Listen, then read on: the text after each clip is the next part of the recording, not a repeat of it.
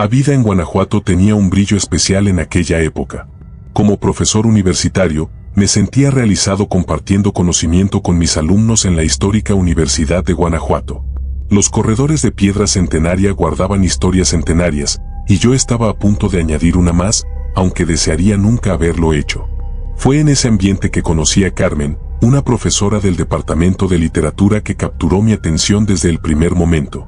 Su forma delicada de hablar sobre los clásicos de la literatura latinoamericana me encantaba, y pronto nos convertimos en más que colegas. Las tardes después de las clases estaban llenas de cafés en el centro histórico, conversaciones interminables sobre nuestros sueños y planes para el futuro. Nuestra relación floreció naturalmente, como las bugambilias que decoraban los callejones de la ciudad. En ese momento, realmente creía que había encontrado a mi alma gemela. El semestre comenzó con una noticia que cambiaría todo: la llegada de Alejandro Ruiz, un nuevo profesor visitante de la Ciudad de México. Su reputación lo precedía: publicaciones prestigiosas, conferencias internacionales y un carisma que, pronto descubrí, era imposible de ignorar. Al principio, intenté ser cordial, incluso cuando noté las miradas que lanzaba a Carmen durante las reuniones departamentales. Me convencí de que estaba imaginando cosas, que era solo cordialidad profesional. Pero había algo en la forma en que sonreía, en cómo sus ojos permanecían en ella por demasiado tiempo, que comenzó a incomodarme profundamente. Las noches comenzaron a volverse más largas, llenas de pensamientos que no me dejaban dormir. Los días se arrastraban mientras observaba la creciente cercanía entre ellos. Carmen comenzó a mencionar a Alejandro con cada vez más frecuencia en nuestras conversaciones: sus ideas brillantes, sus proyectos innovadores, su visión única sobre la literatura contemporánea. Cada palabra de ella sobre él era como una pequeña aguja clavándose en mi pecho. Los celos, inicialmente una pequeña semilla, comenzaron a germinar en terreno fértil. Me encontraba analizando cada gesto, cada palabra intercambiada entre ellos en los corredores de la universidad. El sonido de sus risas resonaba en mi mente mucho después de que el día terminara. Los cambios en Carmen eran sutiles, pero para mí, que la conocía tan bien, eran evidentes. El brillo en sus ojos cuando hablaba sobre los nuevos proyectos que desarrollaba con Alejandro, la forma en que arreglaba su cabello antes de las reuniones departamentales, el entusiasmo exagerado al discutir las ideas de él. Cada detalle se transformaba en evidencia en mi tribunal mental, donde juzgaba una traición que aún no había ocurrido. Los corredores de la universidad, antes tan acogedores, se convirtieron en un laberinto de ansiedad donde cada esquina podía esconder un encuentro entre ellos. Mi obsesión crecía día tras día, alimentada por cada pequeño detalle que recopilaba como un detective paranoico. Comencé a llegar más temprano a la universidad, solo para observar quién llegaba primero. Inventaba excusas para pasar por el departamento de literatura fuera de mi horario normal. Memorizaba los horarios de las clases de Carmen y Alejandro, buscando patrones, coincidencias, cualquier cosa que pudiera confirmar mis sospechas. Los celos me estaban transformando en alguien que ya no reconocía en el espejo. Las noches se convirtieron en un tormento interminable. Mientras la ciudad histórica dormía bajo el cielo estrellado de Guanajuato, yo permanecía despierto, repasando mentalmente cada interacción que había presenciado durante el día. Creaba escenarios, imaginaba conversaciones, construía teorías cada vez más elaboradas sobre una supuesta traición. El sueño, cuando llegaba, estaba poblado de pesadillas donde Carmen y Alejandro se reían de mi ingenuidad. La realidad y la imaginación comenzaban a mezclarse de manera peligrosa en mi mente perturbada. Intenté hablar con Carmen sobre mis sentimientos, pero las palabras salían distorsionadas, manchadas por los celos que ya me habían consumido. Ella intentaba calmarme, aseguraba que solo eran proyectos profesionales, que estaba exagerando.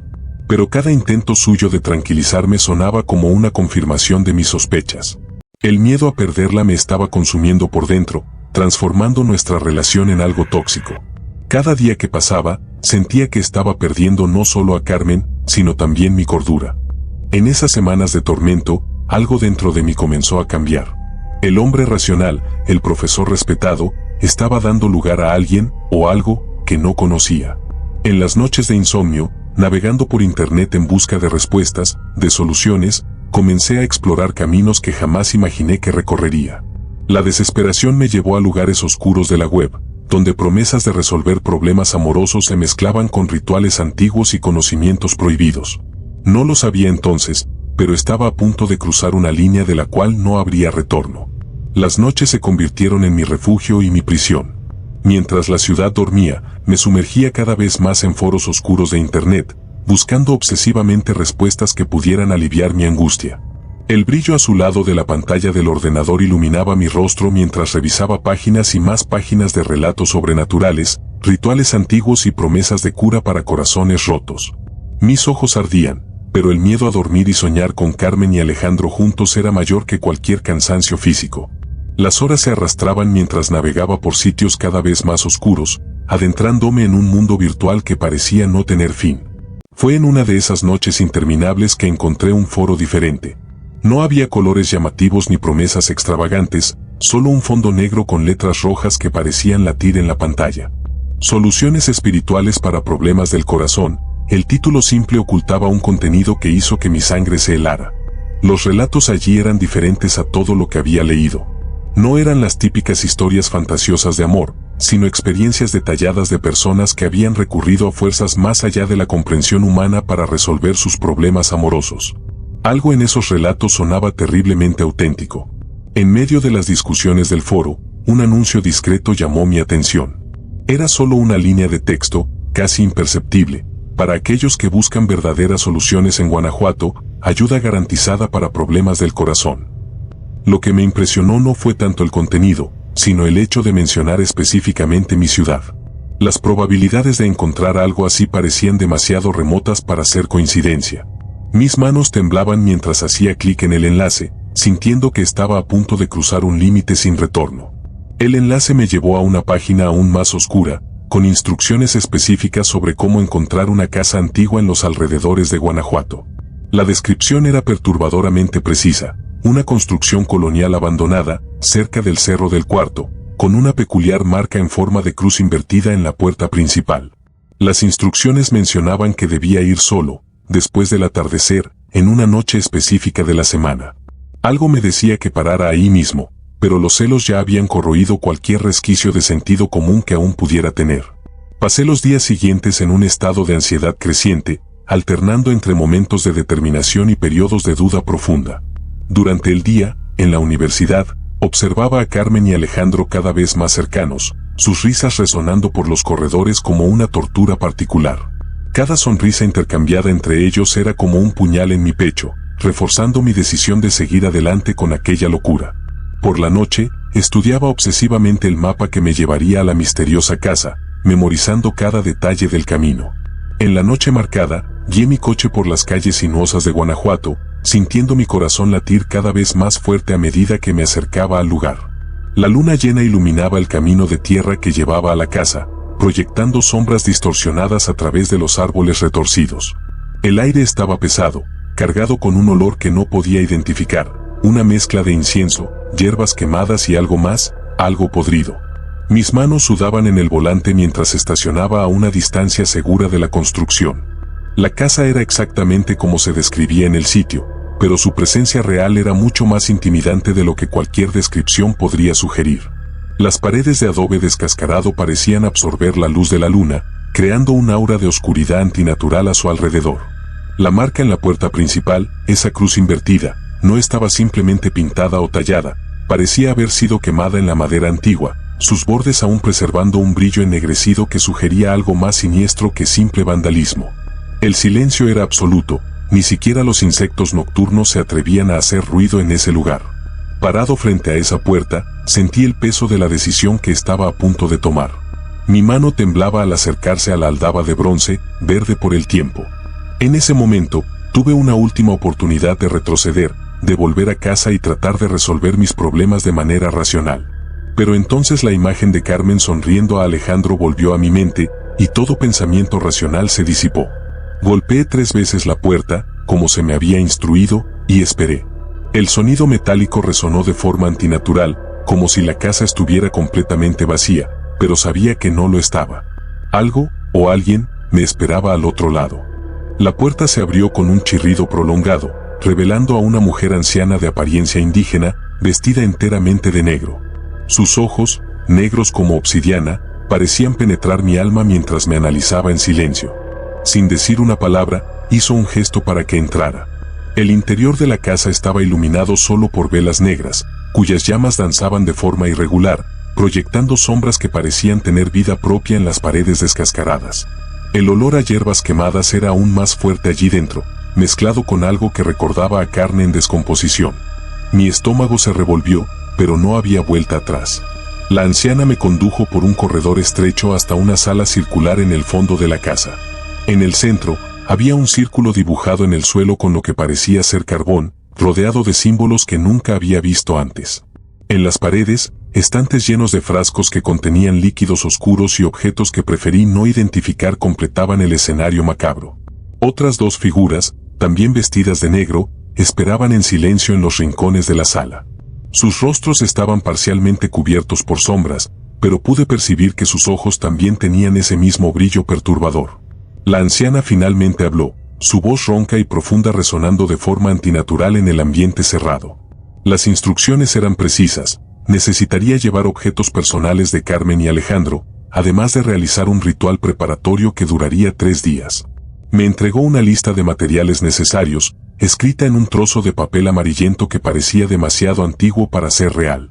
Entre los ítems, había cosas que me hicieron cuestionar mi cordura: tierra de cementerio recogida a medianoche, una foto de la pareja quemada con velas específicas, y algo que me heló la sangre: gotas de mi propia sangre mezcladas con agua bendita robada de una iglesia.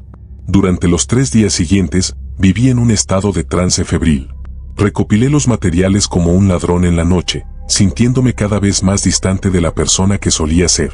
Conseguí un mechón del cabello de Carmen fingiendo un gesto cariñoso, y robé una pluma que Alejandro siempre usaba, dejada distraídamente sobre su mesa en la sala de profesores. Cada ítem recopilado parecía latir con una energía propia en mis manos, como si ya estuvieran impregnados con la energía oscura de lo que estaba por venir.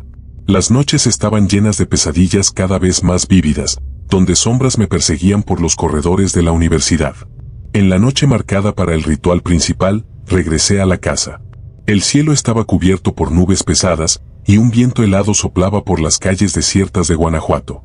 Las 3 figuras me esperaban en la sala circular, ahora decorada con velas dispuestas en un patrón específico. El olor a hierbas quemadas era más fuerte que nunca, mezclado con un olor metálico que reconocí como sangre. La anciana comenzó a entonar palabras en una lengua que no conocía, su voz transformándose en algo que ya no parecía humano. Las otras 2 figuras se unieron al canto, creando una armonía disonante que hacía vibrar mis huesos.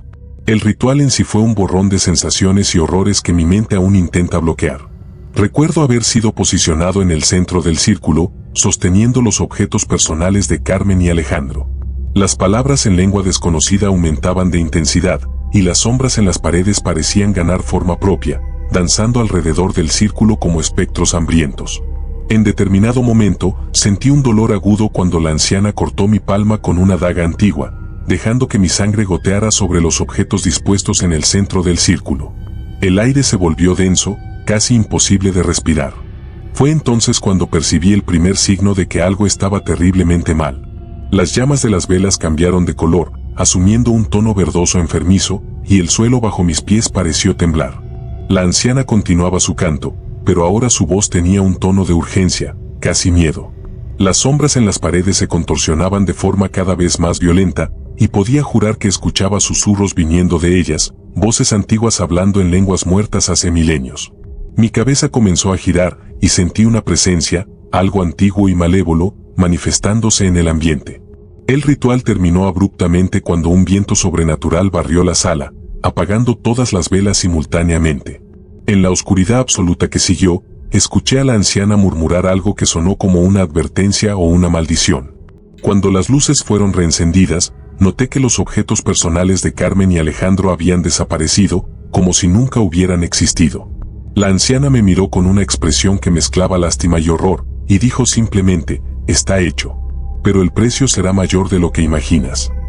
Salí de aquella casa tambaleándome, sin saber que había desencadenado algo que escaparía completamente a mi control. Los primeros signos de que algo estaba terriblemente mal comenzaron la semana siguiente al ritual. Inicialmente, eran cosas sutiles que podrían explicarse como coincidencias. Carmen comenzó a tener pesadillas recurrentes, despertando gritando en medio de la noche. Me lo contaba durante nuestros desayunos, sin saber que yo era el responsable. Alejandro comenzó a faltar a algunas clases, alegando una misteriosa indisposición que los médicos no podían diagnosticar. Pero pronto me di cuenta de que el hechizo estaba afectando mucho más que solo sus objetivos pretendidos. Estudiantes que asistían a las clases de ambos comenzaron a relatar experiencias perturbadoras, sensaciones inexplicables de malestar, ansiedad extrema y una inquietud que nadie podía explicar. El verdadero horror se reveló cuando me di cuenta de que el ritual se alimentaba de mis propios celos, creciendo y fortaleciéndose con cada pensamiento obsesivo que tenía. Cuanto más observaba a Carmen y Alejandro, más intensos se volvían los eventos inexplicables. Una alumna de primer año tuvo un colapso nervioso durante una clase de literatura, sin motivo aparente. Un empleado de la biblioteca comenzó a tener crisis de pánico sin explicación. El ambiente en la universidad se volvía cada vez más pesado, y las personas comenzaban a sentir un malestar constante que no podían explicar. Desesperado, intenté volver a la casa donde se había realizado el ritual, pero encontré todo cerrado y completamente a oscuras.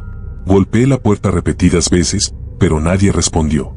Era como si los practicantes hubieran simplemente desaparecido. Busqué frenéticamente en internet más información, revisando sitios y foros sobre rituales de reversión, pero todo lo que encontraba parecía inútil o demasiado peligroso para intentar.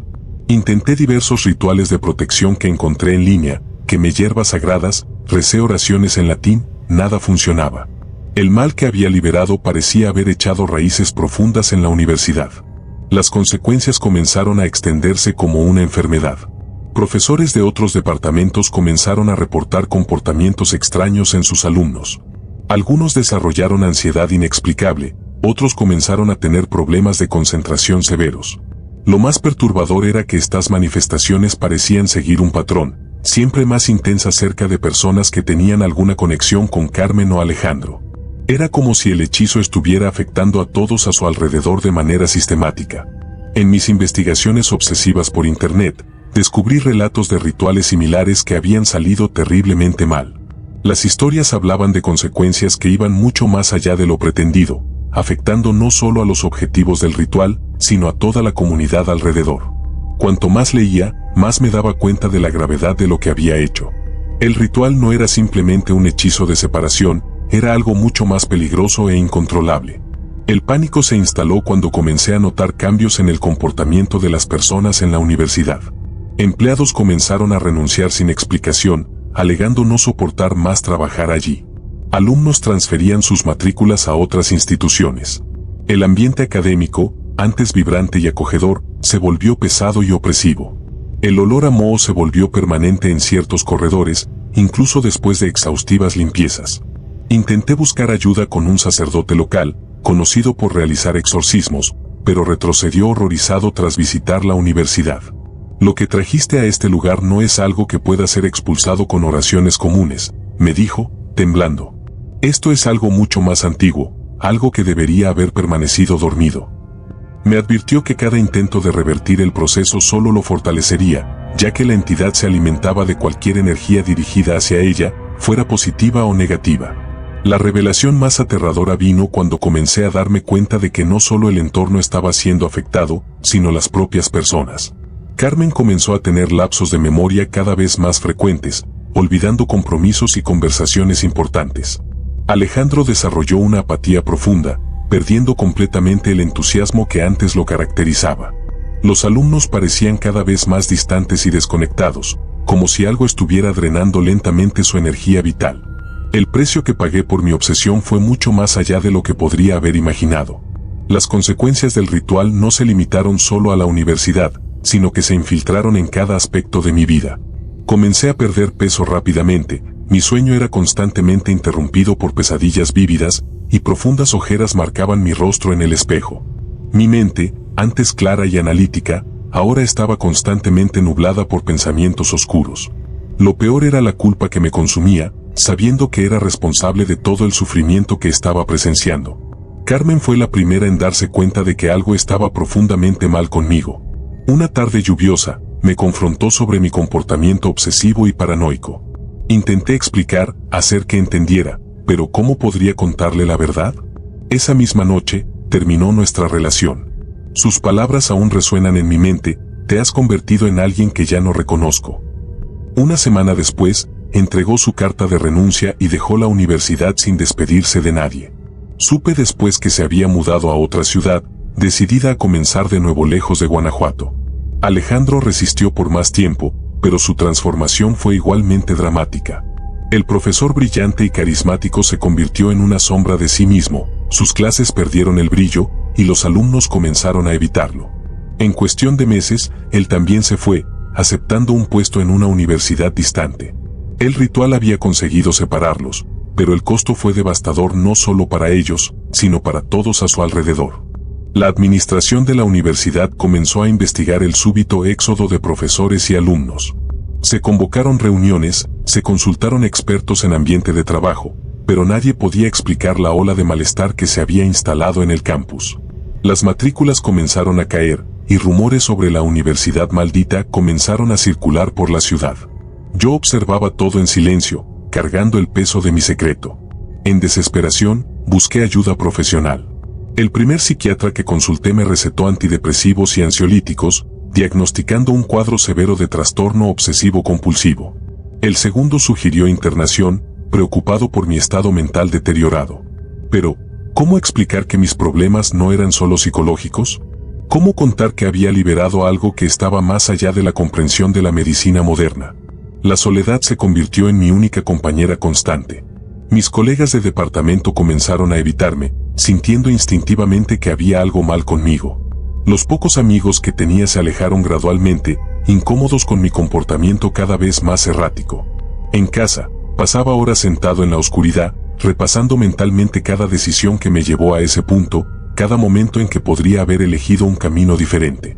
Fue durante una de esas noches de autoflagelación que tomé una decisión drástica.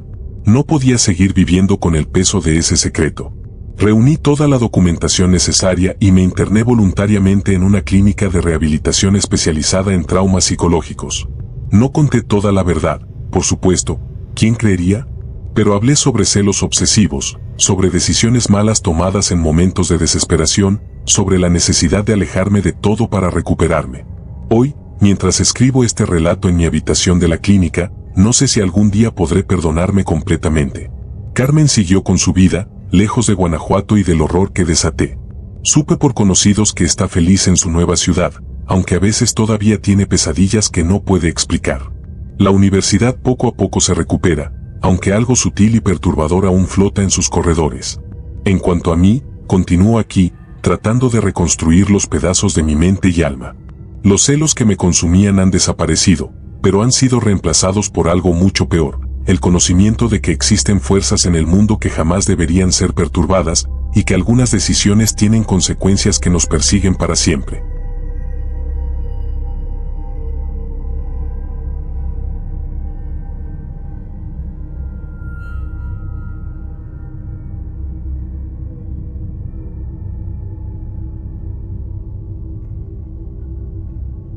Nunca imaginé que una simple herencia cambiaría mi vida de manera tan sombría.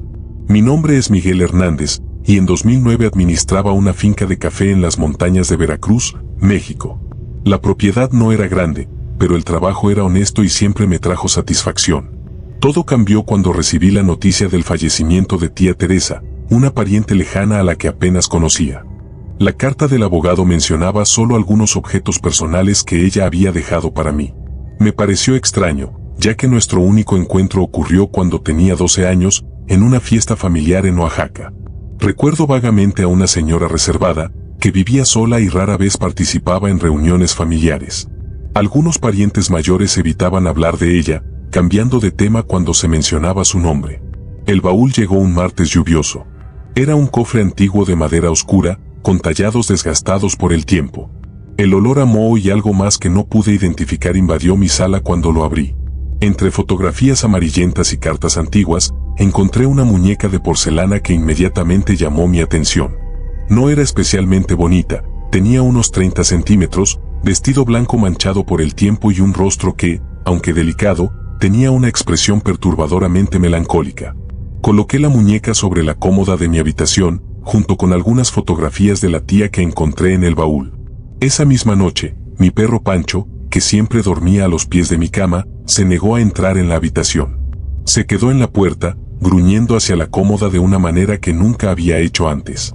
En ese momento, no le di importancia. ¿Cómo podría imaginar que ese sería solo el primero de muchos avisos? Los eventos extraños comenzaron de forma sutil. Los objetos aparecían en lugares diferentes de donde los había dejado. El retrato de tía Teresa, que había colocado junto a la muñeca, siempre amanecía boca abajo.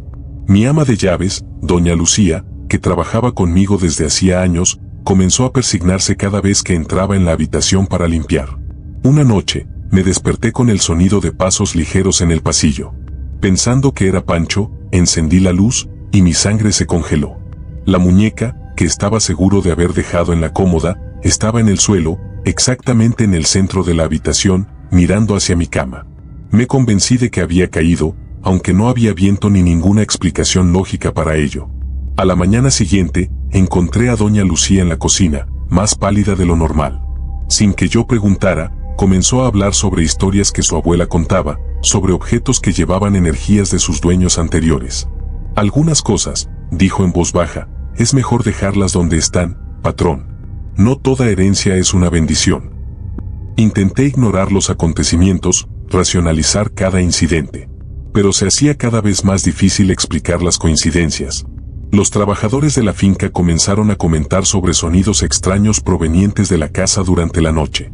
El desayuno aparecía intacto, aunque recordaba claramente haberlo preparado.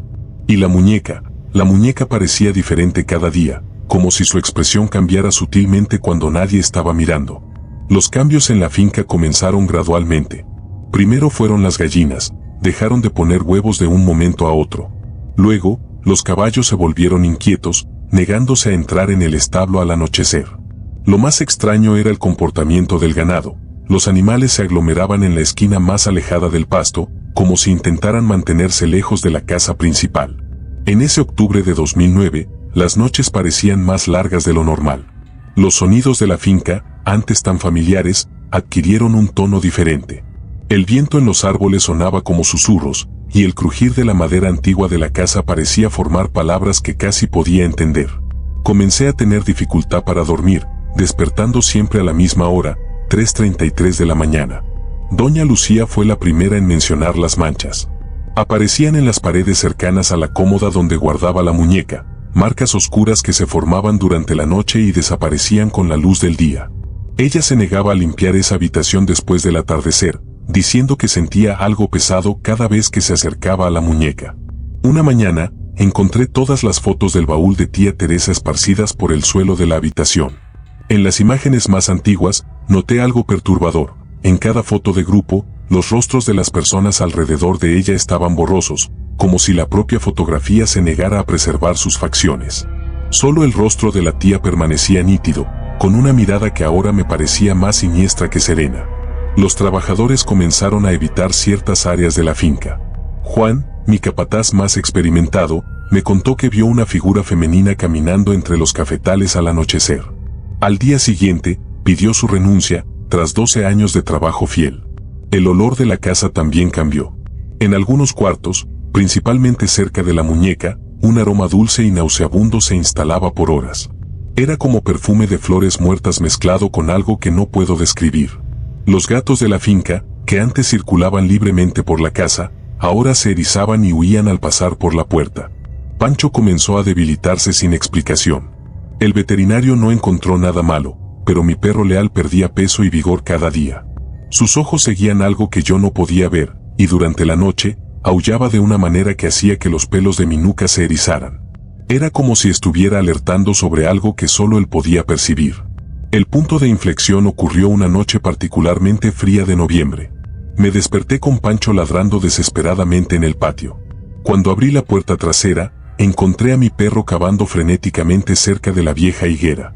Allí, parcialmente enterrada, había una caja de metal oxidada. Dentro de ella, envuelto en un paño manchado, encontré un diario sucio y mohoso. Al hojear el diario, descubrí marcas extrañas en las páginas finales, símbolos que parecían haber sido quemados en el papel. Cuando se los mostré a doña Lucía, palideció. «Son marcas de brujería antigua», susurró, «mi abuela me advirtió sobre ellas. Dicen que se usan para atar espíritus a objetos». Esa misma noche, pidió su renuncia, después de 2 décadas de servicio. La finca comenzó a mostrar señales más evidentes de deterioro. Los cafetales más cercanos a la casa se secaron por completo en cuestión de días. La leche de las vacas se agriaba antes de ser ordeñada. Las gallinas que aún quedaban fueron encontradas muertas una mañana, dispuestas en un círculo perfecto, todas con el cuello roto. Una noche, mientras examinaba la muñeca más de cerca, noté algo que me heló la sangre. Pequeñas manchas rojizas comenzaron a aparecer en su vestido blanco, como si estuviera sangrando por dentro. Lo más aterrador era que las manchas cambiaban de lugar cada día, formando patrones que recordaban a los símbolos encontrados en el diario. Las pesadillas se volvieron constantes. En ellas, veía a mi tía Teresa, un joven, realizando algún tipo de ritual con la muñeca. Susurraba palabras en un idioma que no conocía, pero que, incluso en el sueño, hacían que mi sangre se congelara. Despertaba siempre con la misma sensación, de que había alguien más en la habitación, observando desde las sombras. Los últimos trabajadores dejaron la finca después de un incidente particularmente perturbador. Durante la cosecha, encontraron pequeños muñecos de paja colgados en los árboles, cada uno con un trozo de tela blanca manchada atada al cuello. La tela, me di cuenta con horror, era idéntica a la del vestido de la muñeca. Solo en la finca, comencé a escuchar voces durante la noche. No eran susurros indistintos, sino palabras claras en español antiguo, siempre repitiendo la misma frase: ella necesita ser alimentada. Desesperado por respuestas, viajé hasta el pequeño pueblo de San Juan, a 2 horas de la finca. Allí vivía doña Carmela, una curandera conocida en la región. Cuando le mostré una foto de la muñeca, la anciana retrocedió bruscamente, persignándose. Esta muñeca, dijo ella, no es una muñeca común. Es un receptáculo. Durante nuestra conversación, doña Carmela explicó que algunas personas, versadas en artes oscuras, usaban objetos como puentes entre nuestro mundo y otro. La muñeca, según ella, tenía características específicas que la hacían perfecta para eso. Era antigua, hecha a mano, y tenía rasgos que imitaban perfectamente a una persona real. Tu tía, dijo ella, probablemente no fue la primera dueña. La curandera me contó historias que escuchó de su abuela sobre objetos similares en la región. Eran llamados guardianes, usados en rituales antiguos para atrapar espíritus. Lo más perturbador era que esos espíritus necesitaban ser alimentados regularmente con energía vital, explicando por qué las plantas y animales alrededor de la casa estaban decayendo. Mientras preparaba algunas hierbas de protección, doña Carmela compartió algo que heló mi sangre. Conoció a mi tía Teresa años atrás, cuando ésta también buscó su ayuda. Tu tía estaba diferente, dijo ella, más vieja que su edad, como si algo estuviera succionando su fuerza vital. Me habló sobre voces que escuchaba, sobre promesas de poder y conocimiento. La revelación más perturbadora vino cuando doña Carmela mencionó que Teresa intentó deshacerse de la muñeca una vez. Intentó quemarla, dijo la curandera, pero la muñeca reapareció en su cama la noche siguiente, intacta. Esa misma semana, su casa se incendió misteriosamente, matando a su única hermana. Antes de que me fuera, la anciana me agarró el brazo con fuerza sorprendente. La muñeca ya te ha marcado, dijo ella. Ahora tienes 2 opciones, aceptar el pacto que tu tía comenzó, o encontrar una manera de romperlo. Pero recuerda, romper un pacto así siempre tiene un precio alto. Después de regresar de la consulta con doña Carmela, decidí examinar mejor las pertenencias de tía Teresa. Entre las cosas del baúl, encontré una caja de metal que aún no había abierto. Era pequeña, pesada, cerrada con un candado antiguo. Sentado en la cocina de la finca, con solo la luz tenue de la lámpara, finalmente abrí la caja. Dentro había una foto en blanco y negro, ya amarillenta por el tiempo. Mostraba a mi tía, mucho más joven, frente a una casa que no reconocí. Sostenía la muñeca. Su rostro tenía una expresión tensa, diferente de la sonrisa que recordaba de las fotos familiares. Junto a la foto, había un papel doblado, una especie de recibo escrito a mano. Estaba fechado en 1943, de una tienda de antigüedades en Oaxaca. Lo que llamó mi atención fue una anotación en el reverso, con la letra temblorosa de tía Teresa: el precio no fue en dinero. Eso me dio un escalofrío. Los vecinos siempre comentaban cómo Teresa cambió en los últimos años. Una mujer que antes era sociable y activa se volvió recluida. Envejeció rápidamente, como si algo estuviera succionando su vitalidad. Algunos decían que la escuchaban hablando sola durante la noche. Mientras examinaba los artículos, escuché un ruido proveniente de mi habitación. Pancho comenzó a ladrar frenéticamente en el patio. Cuando llegué a la habitación, la muñeca estaba caída en el suelo, aunque siempre la mantenía bien apoyada en la cómoda.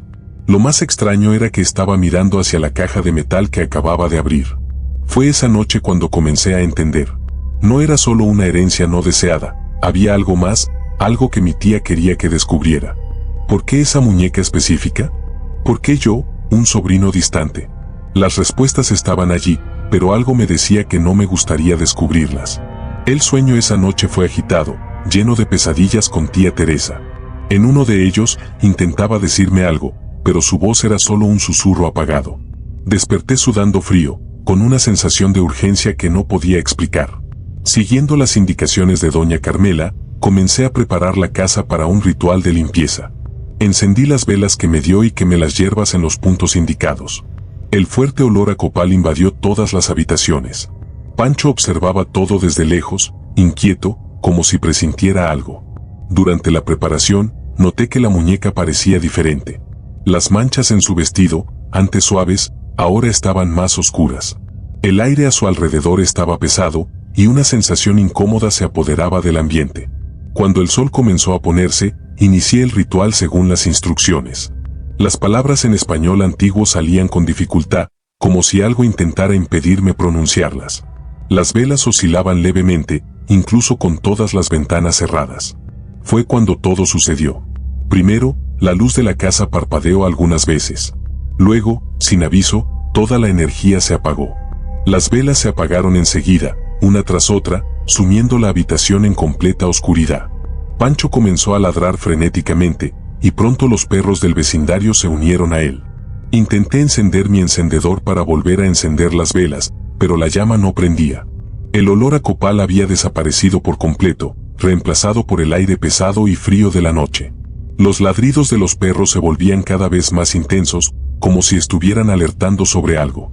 Cuando finalmente logré encender una linterna, la muñeca estaba en el suelo, caída de la cómoda. No recuerdo haber escuchado el sonido de la caída. Estaba mirando hacia mí, y por un momento, un breve momento que nunca olvidaré, pensé haber visto sus ojos brillar en la oscuridad. Pasé el resto de la noche en el coche, con Pancho. Los perros continuaron ladrando durante horas, inquietos. Cuando la energía volvió, alrededor de las 3 de la mañana, reuní valor para entrar. La muñeca estaba en el suelo, pero mirando hacia el otro lado. Hoy, en 2024, vivo en una pequeña casa en la ciudad de Veracruz. Vendí casi toda la finca en 2010, manteniendo solo una pequeña parcela de tierra como recuerdo. No podía soportar más estar en ese lugar. Cuando los nuevos propietarios llegaron, dejé todo atrás, incluida la muñeca. No me atreví a tocarla ni a mencionar su existencia a los compradores. La semana pasada, encontré por casualidad a don Manuel, uno de los antiguos trabajadores de la finca, en el mercado central. Me contó que la propiedad ha cambiado de dueño 3 veces desde entonces. Nadie logra hacer que la plantación de café prospere como antes. Las plantas crecen débiles, los frutos nacen sin sabor. Es como si la tierra hubiera perdido su fuerza. Lo más interesante es que nadie sabe qué pasó con la muñeca. Los primeros compradores hicieron una limpieza completa en la casa, tiraron muchas cosas. Pero don Manuel, con una mirada distante, me dijo que a veces, cuando pasa cerca de la finca por la noche, aún ve luces encendidas en esa habitación específica, incluso cuando la casa está vacía. Supe que la propiedad está a la venta nuevamente. El precio baja cada vez que se anuncia. La gente de la región evita el lugar, dicen que la tierra está maldita. Tal vez lo esté. O tal vez sea solo el peso de antiguas historias, de pactos que no debieron haberse hecho. A veces me pregunto si hice lo correcto al abandonar todo de esa manera. Pero luego me miro en el espejo, veo las marcas que esos meses dejaron en mí, y sé que no había otro camino. Algunas herencias es mejor dejarlas atrás, incluso si nunca logramos deshacernos completamente de ellas.